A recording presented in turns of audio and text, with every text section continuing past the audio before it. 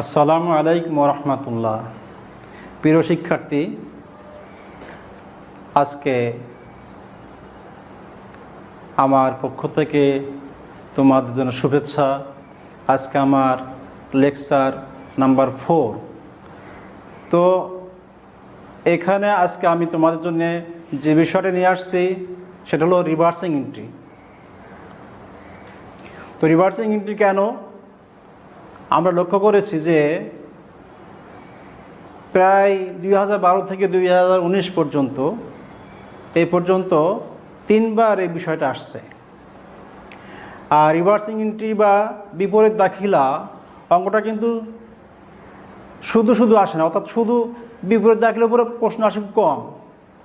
অনেক সময় ক্লোজিং এন্ট্রির সাথে, অনেক সময় অ্যাডজাস্টিং এন্ট্রির সাথে এই প্রশ্নগুলো এসে থাকে।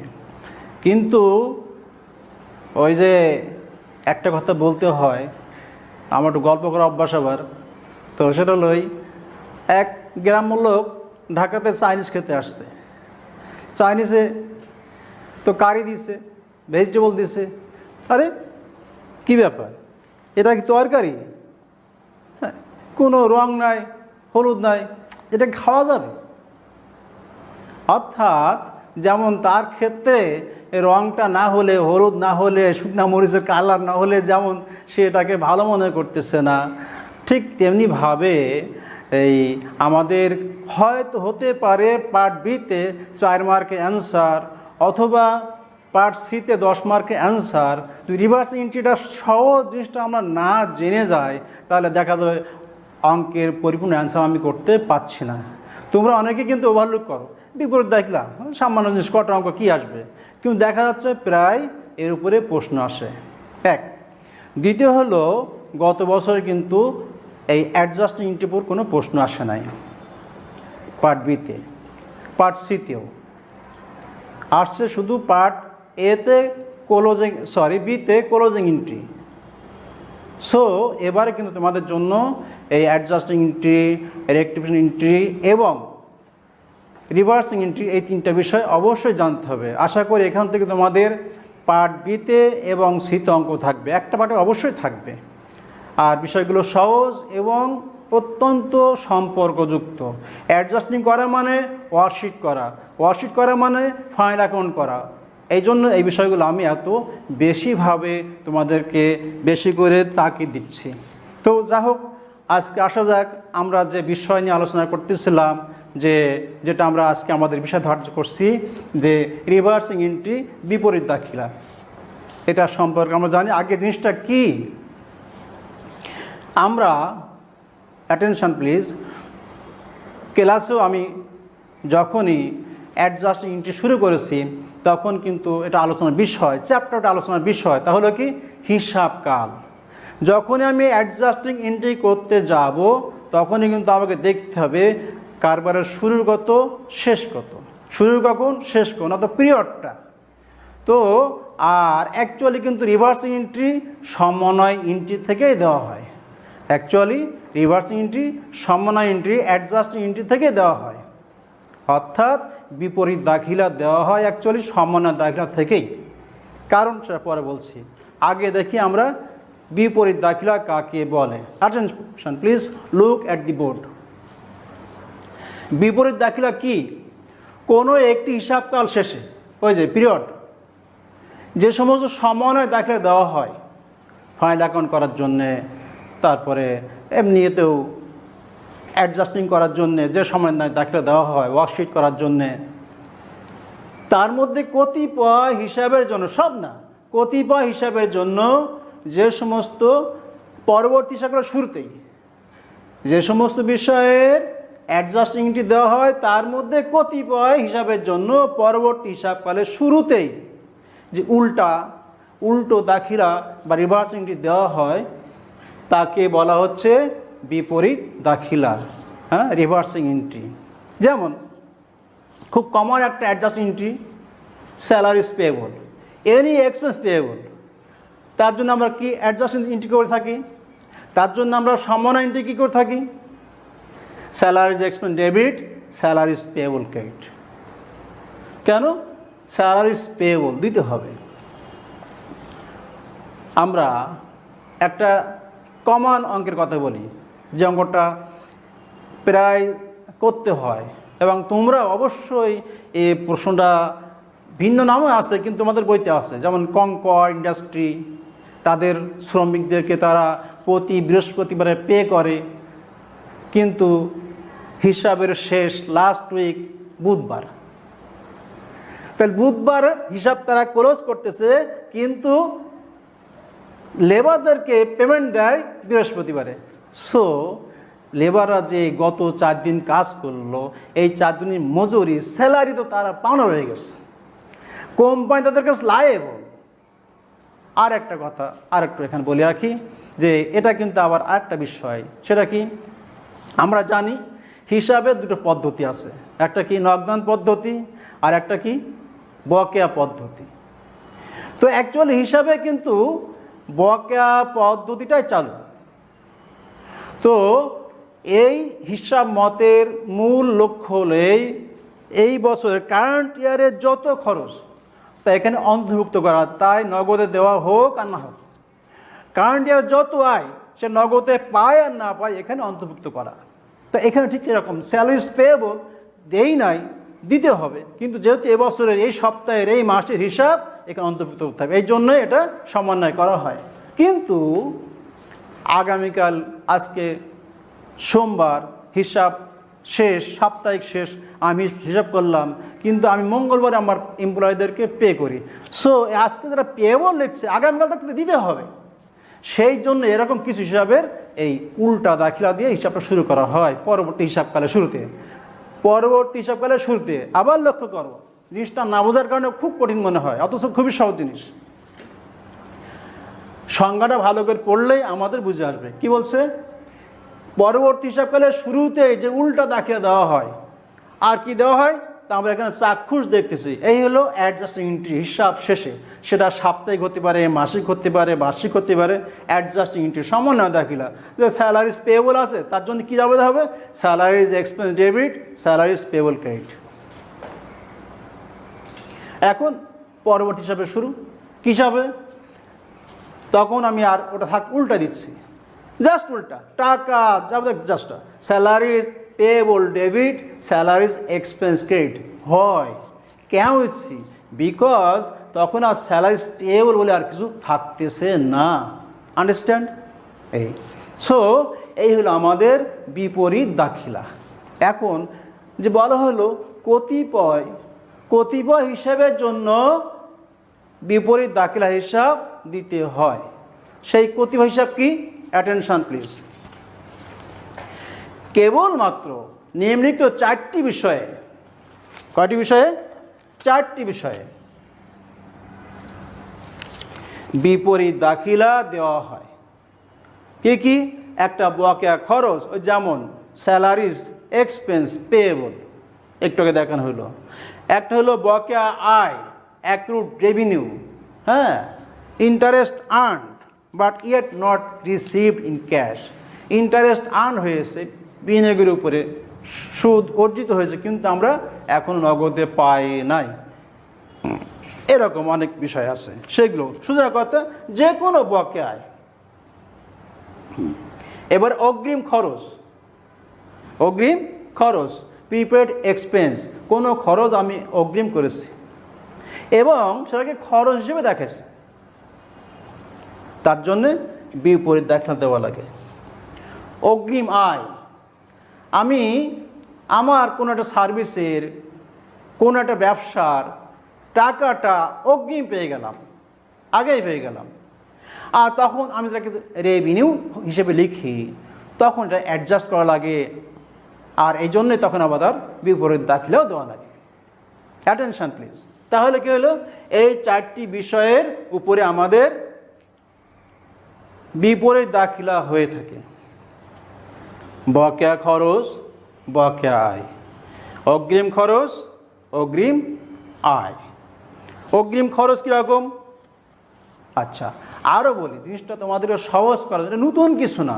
তোমরা যে মেট্রিকে ইন্টারে যখন ফাইনাল অ্যাকাউন্ট করেছো তখন একটা সাধারণ নিয়ম কী ছিল, যে অগ্রিম থাকলে বাদ আর বকেয়া থাকলে যোগ, বকেয়া থাকলে যোগ করা, অগ্রিম থাকলে বিয়োগ করা। তো এখন দেখো, যেমন ওখানে একটা আইটেম এরকম থাকতো প্রায় বিজ্ঞাপন হিসাবকে, যা কিনা রেওয়া মিলে খরচ দেখানো, বিজ্ঞাপন অ্যাডভার্টাইজমেন্ট এক্সপেন্স, বিজ্ঞাপন খরচ দেখানো হয়েছে রেওয়া মিলে। এবং সমন্বয়ে কি বলা হচ্ছে যে বিজ্ঞাপন খরচকে 3 বছরের জন্য বিলম্বিত করো লেখা হয়েছে, কিন্তু অ্যাডভার্টাইজমেন্ট এক্সপেন্স কিন্তু কি বলা হলো 3 বছরের জন্য বিলম্বিত করো। তখন আমরা কি করেছি, 3 দিয়ে ভাগ করেছি, করে 1 ভাগ এবছর খরচ রাখছি, বাকি 2 ভাগ আমরা বিলম্বিত বিজ্ঞাপন সম্পত্তি দেখাইছি। তারপরে এরকম অগ্রিম বিমা ইত্যাদি। আমরা এগুলো এখনই একটু একটা অঙ্কের মাধ্যমে আমরা এটা ঠিক করে নেব ইনশাআল্লাহ। একটু অঙ্কটা ভালো করে দেখো। ওকে, তো যে কথা বলছিলাম যে একটা অঙ্ক করলেই কিন্তু আমাদের প্রবলেমটা সলভ হয়ে যাবে, আমরা বুঝতে পারবো how to proceed, what's the matter. Attention please. এখানে একটা ছোট্ট প্রবলেম নমুনা হিসেবে আমি তোমাদের জন্য নিয়ে আসছি, যাতে একটা ধারণা নিতে পারো। আর বাকি বইতে অজস্র উদাহরণ আছে যা আমরা দেখলে সেখান থেকে যথেষ্ট সহযোগিতা পেয়ে যাব। তো এখানে একটা অঙ্ক আছে কি, silver company has the following balances on December 31, 2017। 2017 শেষে ডিসেম্বর 31 তারিখে তার কিছু ব্যালেন্স এখানে দেওয়া আছে। কি, কনসাল্টিং রেভিনিউ 40,000 টাকা, তার কনসাল্টিং বিজনেস করে। ইন্স্যুরেন্স এক্সপেন্স 2100 টাকা, সাপ্লাইজ এক্সপেন্স 2450 টাকা। এটা স্যাম্পল। আর অঙ্কেও সাধারণ 4 মার্কের অঙ্কে এরকম ছোটই থাকে। নেক্সট, সিলভার কোম্পানি ডেবিটস, তারা ডেবিট করে দি প্রিপেমেন্টস, যে কোনো অগ্রিম টাকা পেলে, টু এক্সপেন্স অ্যাকাউন্ট। প্রিপেমেন্ট পেলে আমরা দুভাবে এন্ট্রি করতে পারি। বলতে পারি যে যেহেতু আমি সার্ভিস দেই নাই এখনও, টাকা কিন্তু পাইয়ে গেলাম, সো আমি এটা বলতে পারি cash debit, unearned service revenue credit বলতে পারি, যত টাকা আমি পাই না দায় আমার। আবার এটাকে আমি বলতে পারি না, কাজ তো করে দেবো, আমরা most confirm, company most confirm, কাজ তো করে দেবো, সো আবার ওটাকে উল্টাতে হবে, দরকার নাই, ডাইরেক্ট ক্যাশ ডেবিট আর সার্ভিস রেভিনিউ ক্রেডিট। এই সিলভার কিন্তু সেটাই করে, সিলভার কিন্তু সেটাই করে। তারা কী করে, ডাইরেক্ট তারা রেভিনিউ হিসেবে দেখায়। And credits unearned revenues to revenue account, unearned রেভিনিউকেও তারা অ্যাকাউন্ট রেভিনিউ হিসেবে দেখায়। এই একটা জিনিস। লুক দ্য ফলোয়িং ডাটা, ডাটাগুলো দেখো কি বলছে। 1 number, silver company paid the insurance to cover 12 months on June 2017। Silver company paid দিয়েছে দি ইন্স্যুরেন্স পলিসি কত, 2100 টাকার। কভার করবে কত সময়, 12 মাস, 1 বছর। শুরু কর থেকে, জুনের 1 থেকে 2017।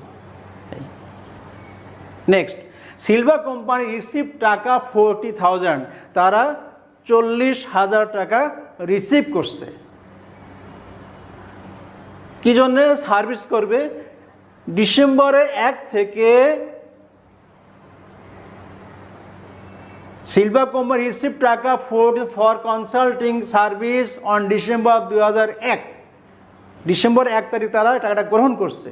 কি জন্যে, টু বি পারফর্ম, সার্ভিস করে দেবে ফ্রম ডিসেম্বর 1, 2017 টু মার্চ 2018, অর্থাৎ 17-র 1 মাস আর 18 3 মাস, মোট 4 মাসে কাজটা সমাধান করে দেবে, পারফর্ম করবে। এই জন্য তারা 40,000 টাকা রিসিভ করছে। এবং তার সাথে লিখছে কি, কনসাল্টিং রেভিনিউ। এরপরে সাপ্লাইজ অ্যাকচুয়ালি অন হ্যান্ড 800 টাকা, 800 টাকা। আমরা দেখতে পাচ্ছি এখানে সাপ্লাইজ এক্সপেন্স 2450 টাকা, 2450, 2450 টাকা এক্সপেন্স। বাট এক্সপেন্স হিসেবে করছিল, কিন্তু অত সাপ্লাইজ খরচ হয় না, তার থেকে কিছু রয়ে গেছে। আর যেটা রয়ে গেল ওটাই আগামী দিনের জন্য সম্পদ। এনিওয়ে, এবার আমরা এক এক করে সলিউশনে আসি। 1 নম্বর কি বলছে, ইন্স্যুরেন্সের কথা বলছে, রাইট? তো আমি আগেই বলেছি, আবারও বলছি, যখনই আমরা অ্যাডজাস্টিং করব, কারবারের শুরু এবং শেষ দেখব, শুরু এবং শেষ দেখব। একটা ডাটা, একটা এন্ট্রি ভালো করে দেখব। যেমন এখানে এই কী দেখতে পাচ্ছি যে জুনের 1 তারিখে পলিসি নেওয়া হয়েছে, তাহলে 2017-তে কয় মাস পাচ্ছে? জুন ধরে নিচ্ছে, আর বাকি 6 মাস, মোট 7 মাস পাচ্ছে। তাহলে 7 মাসের জন্য যদি পলিসি নিয়ে থাকে, আজকে হলো কখন? আমরা হিসাব করতেছি ডিসেম্বর 31, 2017। December 31, 2017 for December 17। তাহলে অ্যাকচুয়ালি ইন্স্যুরেন্স এক্সপেন্স দেখে 2100 টাকা, কিন্তু আমার এই ডিসেম্বর 31 বছরের শেষে কিন্তু 2100 টাকা পুরাটাই আমি কনজিউম করতে পারি নাই, এক্সপায়ার হয় নাই। এর থেকে মাত্র 7 মাস টাকা আমি কনজিউম করেছি, বাকি কিন্তু আরও 5 মাস টাকা আমার রয়ে গেছে, অর্থাৎ আগামী আরও 5 মাস ইন্স্যুরেন্স আমাকে কভার দেবে। যে কারণে যেটা আগামীর জন্য রয়ে গেল সেটা হলো আমাদের সম্পত্তি হয়ে গেল, আর খরচ থাকলো না। এটাকে দেখানোর জন্য এই অ্যাডজাস্টমেন্ট। তাই দেখো কী লেখা হলো? Prepaid insurance. এখন আর এটা আজকে ডিসেম্বর 31 তারিখে আমি এন্ট্রি দিচ্ছি অ্যাডজাস্টিং, এটা হলো এখন প্রিপেড, আগামী দিনের জন্য এটা হলো প্রিপেড। আর ইন্স্যুরেন্স এক্সপেন্স ক্রেডিট কেন?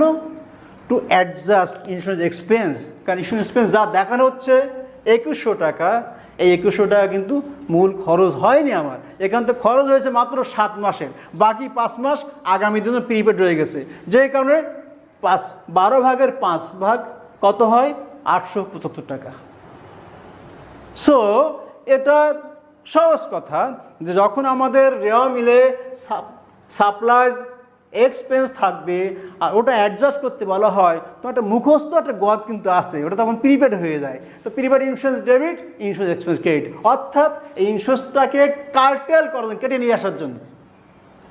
নেক্সট আসো 2 নম্বরে, এটা কিন্তু খুব common. Silver company paid the 2 number কি? সিলভার কোম্পানি রিসিভ টাকা 40,000 for consulting fee service on December 2017। কি জন্যে? To be performed from December 1 to March 2018, অর্থাৎ 4 মাস এটাকে কনফার্ম করার জন্য, পারফর্ম করার জন্য, সেবা দেওয়ার জন্য তারা এই 40,000 টাকা গ্রহণ করছে। তো আমি যেটা বলছিলাম যে অনেকে এরকম কনফার্ম যে আমি তো সার্ভিস দিয়েই দেবো, তো একবার লিখবো ক্যাশ ডেবিট আর আনআর্ন সার্ভিস ক্রেডিট, আবার যখন সার্ভিস দিয়ে দেবো তখন বলবো unearned service debit, service revenue credit. এই ঝামেলা তারা করতে চায় না, তারা সরাসরি লিখে দেয় ক্যাশ ডেবিট আর সার্ভিস রেভিনিউ ক্রেডিট, কিন্তু সবসময় তো আর সেটা হয়ে ওঠে না। যেমন এখানে তা হয় নাই, তারা ডিসেম্বরের 1 তারিখে এটা নিয়েছে আর আজকে 31 তারিখ, হিসাব ক্লোজ, তাহলে এখনও 3 মাসের কাজ বাকি রয়ে গেছে, তাদের সার্ভিস দেওয়া হয় না। সো আমার কিন্তু এখানে অর্জিত আয় মাত্র 4 ভাগের 1 ভাগ, যে কারণে বাকি 3 ভাগ কী হবে? আনআর্ন হয়ে যাবে, আর সেটাকে আমাকে দেখাতে হবে। আর নইলে কী হবে? আমার সার্ভিস রেভিনিউ আমার ওভার এস্টেট হয়ে যাবে, আর লাইবিলিটি আন্ডার এস্টেট হয়ে যাবে, কম দেখানো হয়ে যাবে। দ্যাট ইজ হয় এই অ্যাডজাস্টিং এন্ট্রি। আন্ডারস্ট্যান্ড? কী লিখলাম? কনসাল্টিং রেভিনিউ ডেবিট 30,000 টাকা। রেভিনিউ কখন ডেবিট হয় নাকি? রেভিনিউ কখন ডেবিট হয় না, টু কার্টেল, টু অ্যাডজাস্ট। আর এই টাকাটা আসলে আনআর্ন রয়ে গেছে, আনআর্ন দায়, আমি সার্ভিস দেই নাই, 30,000 টাকা সার্ভিস দিতে পারি নাই, 40,000 টাকা আমি রিসিভ করছি, কিন্তু সার্ভিস দিয়েছি মাত্র 10,000 টাকা, অর্থাৎ 4 ভাগের 1 ভাগ 1 মাসেরটা, অতএব বাকি টাকা আনআর্ন হয়ে গেল। সেটা দেখানোর জন্যই আনআর্ন কনসাল্টিং রেভিনিউ 30,000 টাকা। ওকে, কি বলেন? টু অ্যাডজাস্ট কনসাল্টিং রেভিনিউ, অর্থাৎ কনসাল্টিং রেভিনিউ আর কি 40,000 নাই, মাত্র হয়েছে 10,000, বাকিটা আনআর্ন। আচ্ছা, ওকে, নেক্সট আসো সাপ্লাইজ অ্যাকচুয়ালি অন হ্যান্ড। আমি প্রায় বলে থাকি যে রেওয়া মিলের ডাটা হলো আগের ডাটা, লেটেস্ট ডাটা হলো অ্যাডজাস্টমেন্ট ডাটা, অর্থাৎ রেওয়া মিলে বা লেজারে যদি আমি দেখতে পাচ্ছি আমার সাপ্লাইজ এক্সপেন্স 2450 টাকা, আর এখানে কি বলতেছে সাপ্লাইজ অ্যাকচুয়ালি অন হ্যান্ড 800 টাকা। এর অর্থ হলো এক্সপেন্স 2450 টাকা হয় নাই, ওখান থেকে কিছু রয়ে গেছে। তো যেটা রয়ে গেল, যে কোনো খরচ যদি আমার আগামী দিন রয়ে যায়, যে কোনো খরচ যদি আমার আগামী দিনের জন্য রয়ে যায়, সেটা হয়ে যায় কি, সেটা হয়ে যায় সম্পদ হয়ে যায়। এই জন্য তখন কী বলা হয়েছে, সাপ্লাইজ ডেবিট। সাপ্লাইজ তখন সম্পদ হয়ে গেছে। হ্যাঁ, আমরা আগেও অনেক করেছি, এটা খুব কমন জিনিস। শুধু তোমরা বড় হয়েছো, তোমাদেরকে ছেড়ে দেওয়া হয়েছে, তোমাদের বাপ মা ওইভাবে তোমাদেরকে কেয়ার করে না, আমরাও তোমাদের আগের মতো অত বকাঝকা করতে পারি না। এই যে রিল্যাক্স তোমরা পাচ্ছ, এই রিল্যাক্স পাওয়ার কারণ হইলে এই জিনিস তোমরা আগেও করে আসছো, এই যে অব্যবহৃত মনিহার আছে না, মনিহারে আমরা কি করছি, আমরা ইনকাম স্টেটমেন্ট আয় বিবরণীতে আমরা যেটা অব্যবহৃত বাদ দিয়েছি, এটা সম্পত্তি দেখাইছি না, সেই জিনিসটাই সাপ্লাইজ এক্সপেন্স। 2450, কিন্তু এত এক্সপেন্স হয় না, এত কনজিউম করা হয় না, এগুলো কিছু রয়ে গেছে। কত টাকার মাল রয়ে গেছে, 800 টাকার সাপ্লাইজ রয়ে গেছে, ওটা আমার আগামী দিনের জন্য সম্পত্তি। সেই জন্য সাপ্লাইজ এরা সম্পত্তি হিসেবে ডেবিট। আর সাপ্লাইজ এক্সপেন্স ক্রেডিট 800 টাকা। এক্সপেন্স কখনো ক্রেডিট হয় নো, শুধু অ্যাডজাস্ট করার জন্যে আমাকে সাপ্লাইজ এক্সপেন্সকে ক্রেডিট করা হয়েছে। তাহলে কি হবে, সঠিক খরচটা আমাদের উঠে আসবে, সঠিক খরচটা আমাদের দেখা হবে। এই যে আমি একটু দেখিয়ে দিই। এখন সাপ্লাইজ এক্সপেন্স আছে কত, 2450 টাকা।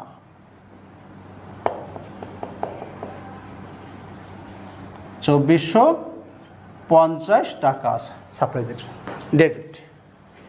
যদি আমি অ্যাডজাস্টমেন্ট না করতাম, আচ্ছা অ্যাডজাস্টমেন্ট করে কী লাভ হলো, কী অবস্থা দাঁড়ালো, কি বলছে এখানে, সাপ্লাই এক্সপেন্স ক্রেডিট 800 টাকা, সাপ্লাই এক্সপেন্স ক্রেডিট 800 টাকা। তাহলে এখন যদি আমি ব্যালেন্স করি কি দাঁড়ায়, 1550 টাকা, তাই কি হয়, এই ব্যালেন্স। তাহলে সাপ্লাইজ এক্সপেন্স যদি আমি এই অ্যাডজাস্টমেন্ট না করতাম, তাহলে এক্সপেন্স কত থাকতো, 2450 টাকা। আসলে তো 2450 আমার এক্সপেন্স হয় নাই, সো এক্সপেন্সটা ওভার স্টেটেড, অতি বর্ণিত হয়ে যেত। সেটাকে রোধ করার জন্য, থামানোর জন্য এই অ্যাডজাস্টমেন্টটি। অন্যদিকে আমি যদি এই অ্যাডজাস্টমেন্ট না দিতাম, দেওয়ার কারণে কী হলো, সাপ্লাইজ ডেবিট, সাপ্লাইজ ডেবিট।